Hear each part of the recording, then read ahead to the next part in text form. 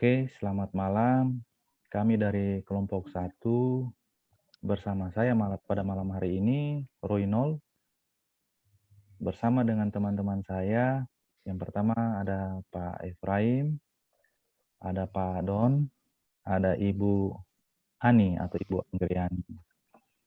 Nah, kami pada malam hari ini akan mendiskusikan mengenai latihan peraturan baris berbaris, keprotokolan, dan kewaspadaan dini.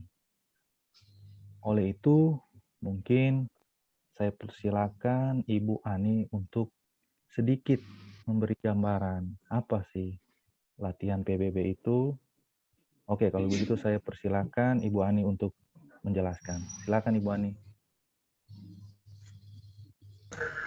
Baik, terima kasih atas kesempatan yang diberikan kepada saya. Saya sedikit akan menjelaskan terkait dengan PBB atau yang biasa kita kenal berbaris. Jadi teman-teman, baris berbaris adalah suatu wujud latihan fisik yang diperlukan guna menanamkan kebiasaan dalam tata cara kehidupan terbentuk katakan tertentu. Dalam artian, peraturan baris berbaris ini adalah wujud latihan fisik dari bela negara itu sendiri, yang dimana di situ kita ditanamkan sifat disiplin itu serta mampu untuk bekerja sama dengan dalam satu kelompok PBB seperti itu. Dan maksud dari peralatan itu ini bukan dalam artian tanda kutip sombong atau apa, tetapi watak diri kita yang dibentuk untuk seseorang yang mampu untuk memimpin dan untuk dipimpin seperti itu. Oh ya, terima kasih Ibu Ani telah sedikit menjelaskan apa itu peraturan baris berbaris. Kalau begitu selanjutnya saya serahkan ke Pak Don mengenai, coba Pak Don memberi gambaran mengenai apa sih itu keprotokolan. Silakan Pak Don, saya persilakan. Ya, terima kasih Pak Ronald. Menurut pengertiannya, keprotokolan adalah pengaturan yang berisi norma-norma atau aturan-aturan atau kebiasaan-kebiasaan mengenai tata cara agar suatu tujuan yang telah disepakati dapat tercapai. Protokol juga dapat diartikan sebagai tata cara untuk menyelenggarakan suatu acara agar berjalan tertib, hikmat, rapi, lancar, dan teratur, serta memperhatikan ketentuan dan kebiasaan yang berlaku baik secara nasional maupun internasional. Kemudian di Indonesia sendiri sudah diatur dalam undang-undang protokol, yaitu di Undang-Undang Nomor 8 tahun 1987 dan disempurnakan lagi di Undang-Undang Nomor 9 tahun 2010 tentang keprotokolan yang memberikan penjelasan adalah serangkaian kegiatan yang berkaitan dengan aturan dalam acara kenegaraan atau acara resmi yang meliputi tata tempat, tata upacara, dan tata penghormatan sebagai bentuk penghormatan kepada seseorang sesuai dengan jabatan dan atau kedudukannya dalam negara, pemerintahan, atau masyarakat. Mungkin begitu Pak Renal. Oh ya, terima kasih Pak Don. Itu lebih ke pejabat ya Pak ya? Ya. Lebih ke pejabat negara dan daerah Pak ya. Oke, kalau begitu kita lanjut ke Pak Efraim. Pak Efraim, coba jelaskan apa itu kewaspadaan dini Pak Efraim. Silakan Pak Efraim.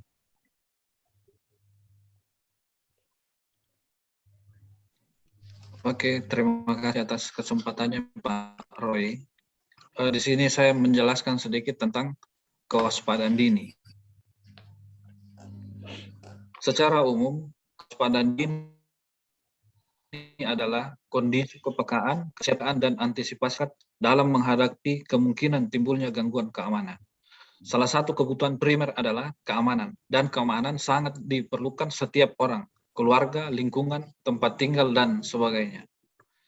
Masalah kewaspadaan dini merupakan kebutuhan semua pihak, sehingga kewaspadaan dini tidak hanya diperlukan tidak hanya dilakukan oleh polisi dan tentara saja, melainkan seluruh rakyat Indonesia. Dan kewaspadaan dini bisa diwujudkan dengan selalu membina hubungan dan silaturahmi dengan lingkungan terkecil dalam masyarakat. Ya, mungkin sekian Pak Roy. Oh iya, makasih Pak Efraim. Kalau begitu teman-teman, kalau teman-teman sudah memaparkan tadi mungkin pengertiannya, kita masuk diskusi saja ya. Mungkin yang saya mau tanyakan, apa itu dari Ibu Ani saja dulu. Apa sih Ibu Ani kalau kita CPNS ini mengikuti peraturan baris berbaris ini, apa sih manfaat yang kita dapat?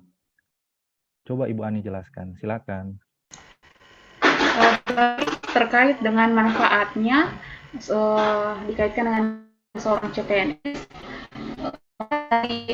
kita melaksanakan PBB itu adalah sikap jasmani kita itu tegak tangkas, terus ada rasa persatuan dan juga rasa disiplin serta rasa tanggung jawab dalam diri kita sebagai seorang PNS.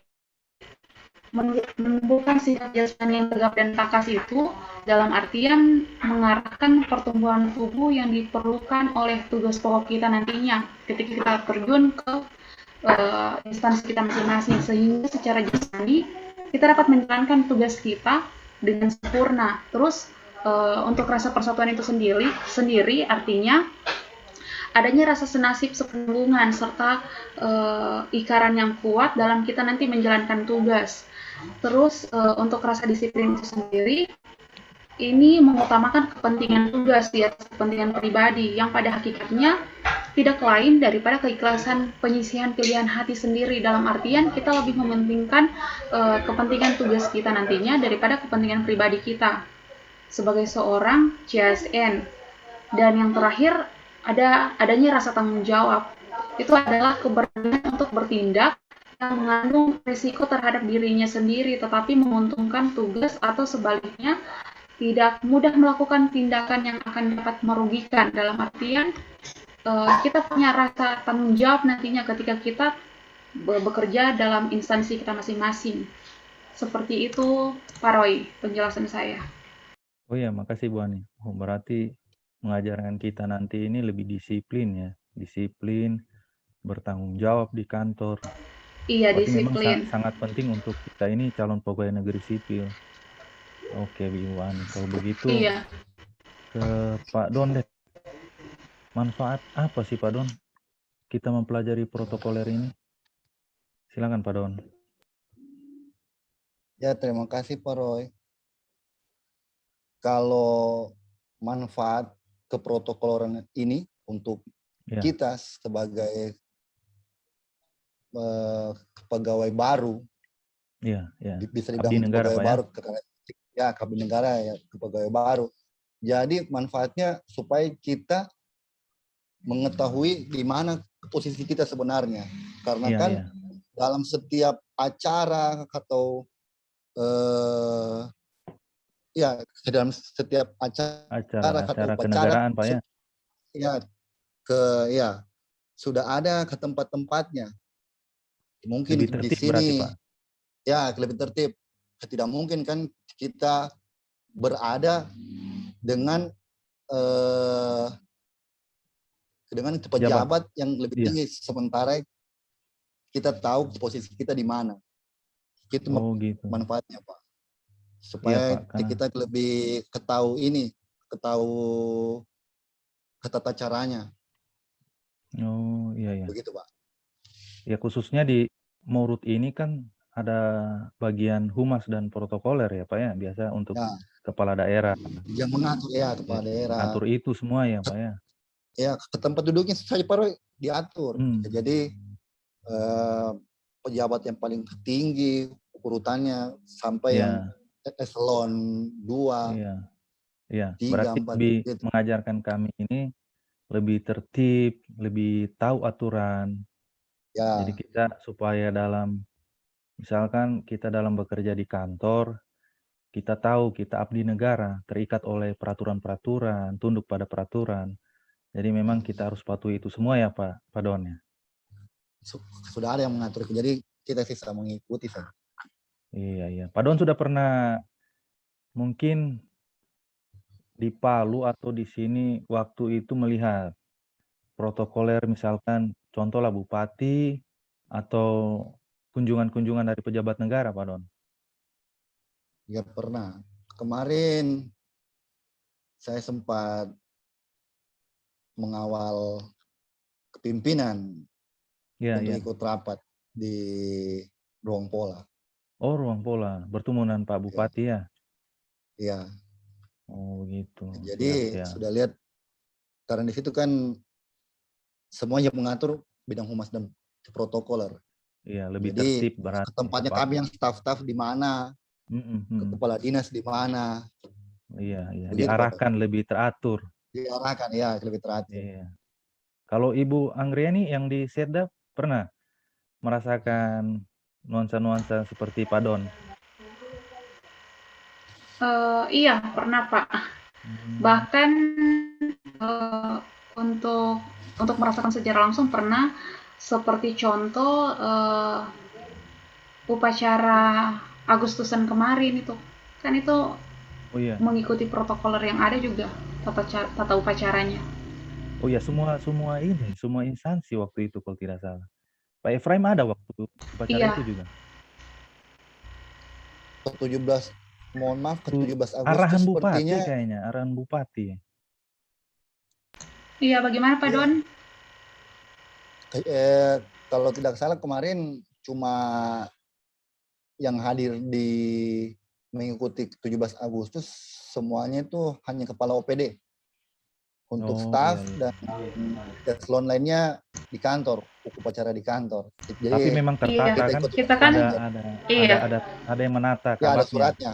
Ada yang menata bagaimana pejabat daerah misalkan dia harus berdiri di mana, dia harus ini. Berarti Ya, memang duduk lebih di mana. sesuatu yang lebih mengajarkan kita untuk tahu aturan, tertib, bagaimana Tata diatur. krama, Iya, tata krama juga. kedinasan itu bagaimana ya. Oke. Kalau begitu saya langsung ke ini, Pak Efraim saja. Apa sih Pak Efraim kalau misalkan kita sebagai CPNS ini mempelajari kewaspadaan dini ini, manfaat yang didapat seperti apa Pak Efraim? Silakan.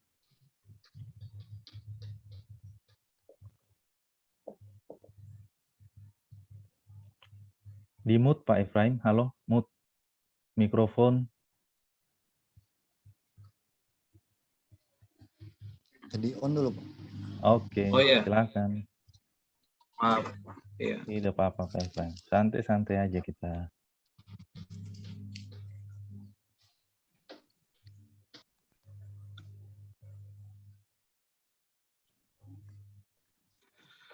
Oke, Pak Efraim, bisa mendengarkan? Sebagai CPNS, ya, kedengaran ya. Oke, manfaatnya apa itu Pak Efraim? Kita sebagai CPNS, kewaspadaan dini. Silakan Pak Efraim. Kita sebagai CPNS tentunya perlu kewaspadaan dini. Tentunya untuk mengurangi potensi dan indikasi sekecil apapun kemungkinan timbulnya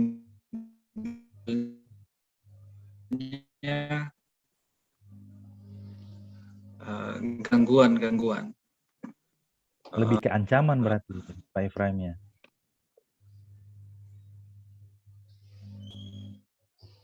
Iya, maksudnya bisa dari dalam diri, misalkan bisa diri untuk tidak berbuat yang tidak baik, karena tentunya akan berpengaruh, berpengaruh untuk misalkan dia akan jadi PNS-nya, kan ini kan baru CPNS, jadi kemungkinan akan mempengaruhi, sehingga integritas berarti bisa saja kalau, begitu. Berarti bagus juga kalau ini juga melatih fisik kita, Pak Efraim. Ya, bagaimana? Berarti kita ini juga ada manfaatnya, itu fisik kita jadi terlatih, bugar, sehat. Iya. Bagus berarti. Pak Roy, ada yang ingin saya tanyakan. Iya, Tapi coba silakan. beralih ke arah keprotokoleran Oh, boleh, kita ke Ya, terkait, oke. boleh kan? Boleh. boleh, Terkait boleh. dengan Diskusi ini malah. terkait iya, terkait dengan lagu kebangsaan Indonesia Raya, dalam hal-hal apa saja kira-kira yang bisa kita muat rundown acaranya?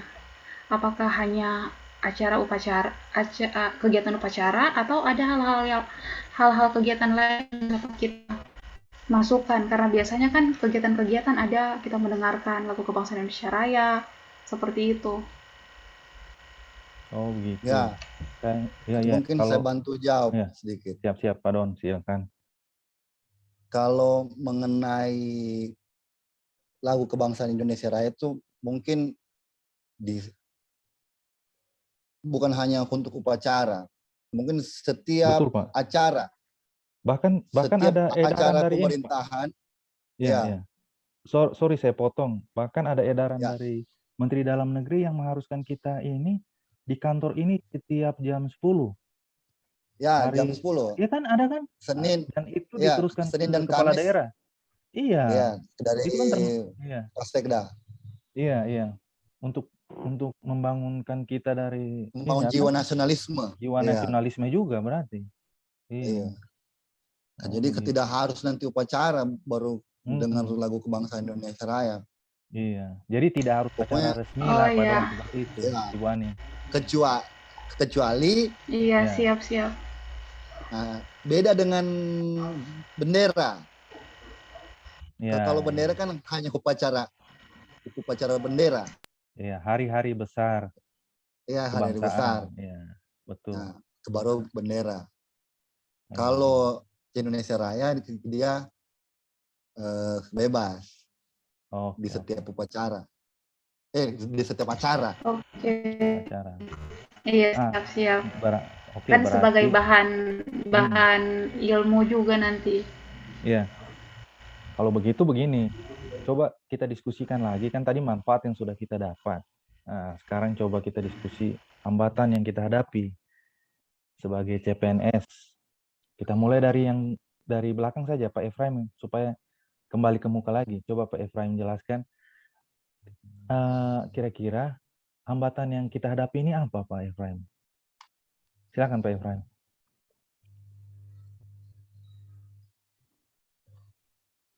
Ya,